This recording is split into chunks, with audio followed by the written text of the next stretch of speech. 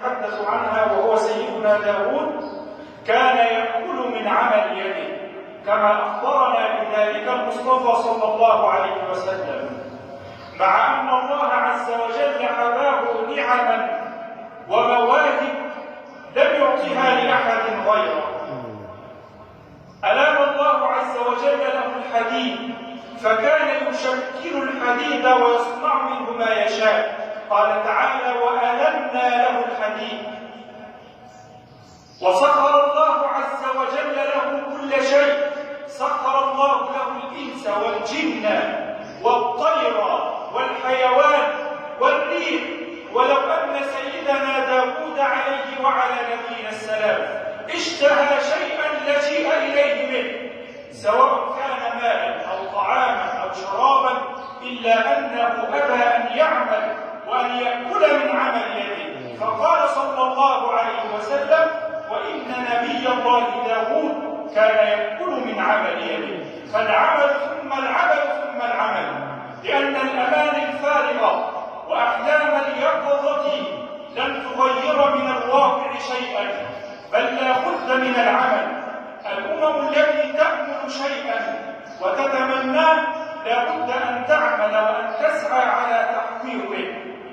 ولذا الحق تبارك وتعالى عاب على أهل الكتاب تعلقهم بالأمان الفارغة، لأنهم كانوا يتمنون دخول الجنة دون أن يعملوا لها، فكيف لهم ذلك؟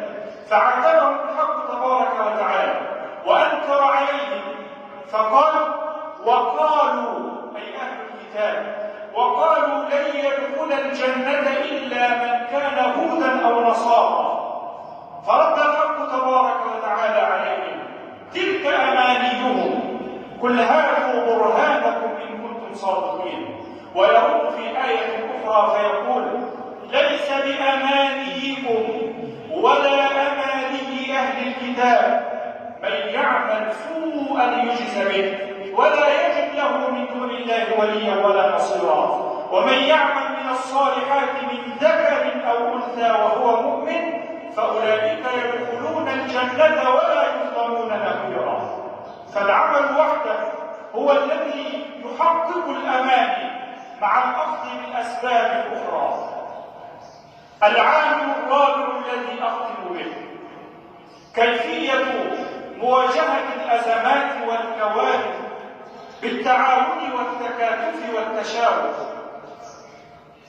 سيدنا سليمان عليه السلام لما جاءه الهدهد وأخبره بأمر مملكة سبأ جمع جنده وأخذ يستشيرهم: أيكم يأتيني بعرشها قبل أن يأتوني مسلمين؟ وأخذ كل واحد منهما يؤتي بدلوه، الواحد والآخر، حتى استقر على الرأي السليم الصحيح. وما فعلته ملكة سبأ كذلك،